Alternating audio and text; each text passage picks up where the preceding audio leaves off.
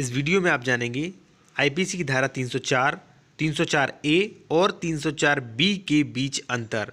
जो भी अंतर जानेंगे वो डिटेल में और विद एग्जाम्पल के अंतरों में कई एग्जाम्पल के साथ मैं अंतर बताऊंगा। और इससे पहले आपसे रिक्वेस्ट है कि देखिए, अगर वीडियो अच्छा लगे तो इसी प्रकार के और भी टॉपिक देखने के लिए आप मेरे दूसरे चैनल को सब्सक्राइब कर सकते हैं। चैनल की जो लिंक है वो डिस्क्रिप्शन में दे दिए। चलिए आते हैं अपने टॉपिक पर। सबसे पहले बात कर लेते हैं आईपीसी की धारा 304। देखिए, आईपीसी की धारा 304 में अलग प्रावधान है, 304 ए अलग है, 304 बी, तीनों ही अलग अलग हैं और बिल्कुल अलग अलग बातों के बारे में प्रावधान किया है। तो चलिए सबसे पहले आईपीसी की धारा 304 समझते हैं। देखिए, आईपीसी की धारा 304 में हत्या की कोर्ट में न आने वाले आपराधिक मानव वध के लिए दंड के बारे में प्रावधान किया गया है। ठीक है, आईपीसी की धारा 304 में जो कोई भी व्यक्ति ऐसा आपराधिक मानव वध करेगा जो कि हत्या की कोर्ट में नहीं आता, वह आजीवन कारावास या 10 साल और जुर्माने से दंडित किया जाएगा। अब अगर यदि आपको यही नहीं मालूम है कि आपराधिक मानव वध क्या होता है, तो आप आईपीसी की धारा 304 के बारे में आपको समझ में नहीं आएगा। देखिए, आईपीसी की धारा 304 समझाने के लिए आपको आईपीसी की धारा 299 जो है वो बहुत ही समझना जरूरी है।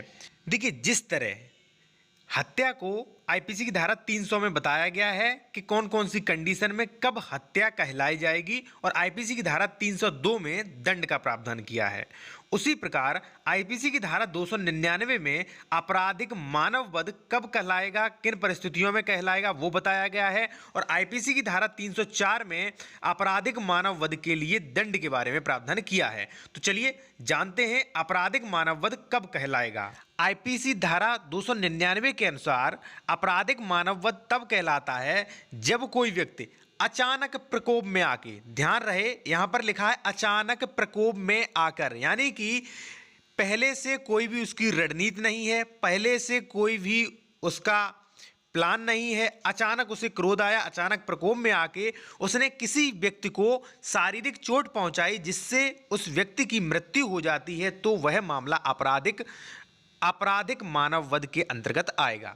देखिए, यहां पर ध्यान देने वाली बात है कि यहां पर उस व्यक्ति ने जिस दूसरे व्यक्ति को शारीरिक चोट पहुंचाई जिससे उसकी मृत्यु हुई, तो जिसने चोट पहुंचाई है, जिस व्यक्ति ने शारीरिक चोट पहुंचाई है, उसका कोई पहले से आशय नहीं था, ना ही उसने प्लान बना के चोट पहुंचाई, यानी कि उसने अचानक प्रकोप में आ गया और उससे अपराध हो गया, तो वह आपराधिक मानव वध में आएगा। लेकिन इसी का ठीक उल्टा मैं आपको बता दूं आपकी अधिक जानकारी के लिए कि हत्या जो होती है, हत्या वहां पर होती है जहां पूर्व चिंतन के साथ जानबूझ अगर किसी व्यक्ति को मारा जाता है जान से, तो वो हत्या कहलाएगी। या क्रूर बर्बर तरीके से अगर किसी को मारा जाता है तो वो भी हत्या कहलाएगी। या मान लीजिए किसी जात विवाद में या धर्म विवाद में किसी को मारा जाता है तो वो भी हत्या कहलाएगी। या राजनीति हत्या, या मान लीजिए आपका प्लान है पहले से, या मान लीजिए आपको कोई व्यक्ति परेशान करता है और आपने रणनीति बना लिया, आपने प्लान बना लिया और उसे मार दिया, तो वो हत्या कहलाएगी। ठीक है, अब आप समझ गए होंगे कि आपराधिक मानव वध क्या होता है। मैं आपको दो सामान्य से उदाहरण देता हूं। देखिए, पहला उदाहरण है, यहां पर एक लड़की में प्रेतात्मा को निकालने के लिए झाड़ फूक करने वाले ने उस लड़की को इतना पीटा कि उस लड़की की मृत्यु हो गई। न्यायालय ने यहां पर धारण किया कि अभियुक्त जो है वो आपराधिक मानव वध के लिए दोषी सिद्ध था। दूसरा है कि एक पत्नी ने पति से कोई ऐसी बात कह दी जिससे पति ने अचानक प्रकोप में आके अपने हाथ में जो थाली थी वो पत्नी की मार दी, जिससे पत्नी की नाक में थाली लगने से उस पत्नी की मृत्यु हो गई। न्यायालय ने यहाँ पर सिद्ध किया वो अभियुक्त जो है वो आपराधिक मानव वध का दोषी है। और 299 तो आप समझ गए। इसी प्रकार जो धारा आईपीसी की धारा 304 है, वहां पर जो व्यक्ति आपराधिक मानव वध का दोषी होता है उसके दंड के बारे में प्रावधान किया गया है। चलिए अब बात करते हैं नेक्स्ट टॉपिक पर। अब बात करते हैं आईपीसी की धारा 304 ए के बारे में। देखिए, आईपीसी की धारा 304 ए के बारे में यदि कोई भी व्यक्ति अपने उतावलेपन से या उपेक्षापूर्वक यानी कि लापरवाही के कारण अगर किसी भी व्यक्ति की मृत्यु होती है, तो वहां पर उस व्यक्ति को 2 साल के कारावास और जुर्माने से दंडित किया जाएगा। मैं आपको इसका बहुत ही अच्छा उदाहरण दे दूं कि यहाँ पर मोटर एक्सीडेंट वाले जो मामले हैं वो अधिक आते हैं। देखिए, सबसे पहले मैं आपको ये बता दूं कि देखिए, उतावलेपन और जानबूझकर में बहुत अंतर है।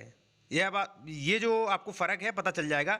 देखिए, यहाँ पर एक उदाहरण है कि एक वाहन चालक ने वाहन को तेजी से चलाया, लापरवाही से चलाया, जिससे वाहन के सामने एक लड़का आ गया, उसकी मृत्यु हो जाती है। ठीक है, तो वहां पर वो जो वाहन चालक था वो आईपीसी की धारा 304 ए के तहत दोषी होगा, जिसे 2 साल की सजा और कारावास से दंडित किया जाएगा, क्योंकि वो जो वाहन चालक था वो लापरवाही से चला रहा था, वाहन तेज चला रहा था, इसके कारण वो आईपीसी की धारा 304 ए के तहत दोषी होगा। दूसरी बात मैं बता दूं, यहीं पर यदि मान लीजिए अगर किसी भी व्यक्ति ने अपना बदले लेने की भावना से अगर किसी भी व्यक्ति को वाहन से मार दिया और वहां पर लापरवाही का नाम कर रहा है कि भाई धोखे से मर गया है, मान लीजिए लापरवाही, तो वहां पर लापरवाही नहीं चलेगी, वहां पर आईपीसी की धारा 302 के तहत उसे आजीवन कारावास होगा, यदि कोई व्यक्ति जो है वो जानबूझकर ये कार्य करता है तो। वहीं पर मैं आपको बता दूं, अगर मान लीजिए आप गाड़ी चला रहे हैं और अचानक आपकी गाड़ी का टायर जो है वो फट जाता है और आपकी गाड़ी जो है वो डिसबैलेंस होकर किसी भी व्यक्ति से टकराती है और उस व्यक्ति की मौत हो जाती है, तो ये एक दुर्घटना होगी और इसमें ये जो दुर्घटना हुई इसके लिए आप जो है 2 साल के कारावास के लिए आप दोषी नहीं होंगे, यदि वहां पर आप सही सिद्ध पाए गए। यदि मान लीजिए, क्योंकि टायर फटना जो है एक असंभाव्य घटना है, ठीक है, ये एक दुर्घटना है, टायर फटना एक दुर्घटना है, वहां पर आपके कंट्रोल में गाड़ी नहीं रही और ऐसे में अगर वो गाड़ी अगर किसी पर्सन से टकरा जाती है, उसकी मृत्यु हो जाती है, तो वहां पर आईपीसी की धारा 304 के तहत आपको वहां पर दोषी सिद्ध नहीं ठहराया जाएगा, ना ही आपको 2 वर्ष की कारावास होगी। तो आप समझ गए होंगे कि लापरवाही से कार्य करना या मान लीजिए जानबूझ से कार्य करना या कोई दुर्घटना पूर्वक कार्य होता है तो आईपीसी की धारा 304 के तहत कौन कौन से प्रावधान हैं। चलिए अब बात करते हैं आईपीसी की धारा 304 बी के बारे में। देखिए, आईपीसी की धारा 304 बी जो है वो दहेज मृत्यु के बारे में प्रावधान करती है, दहेज मृत्यु और दहेज मृत्यु के दंड के बारे में। देखिए, अगर हम बात करें दहेज मृत्यु के बारे में तो ये मामला बहुत बड़ा हो जाएगा, अपवाद और कई बहुत बड़ा टॉपिक हो जाएगा, इसलिए सामान्य शॉर्ट में बात करते हैं।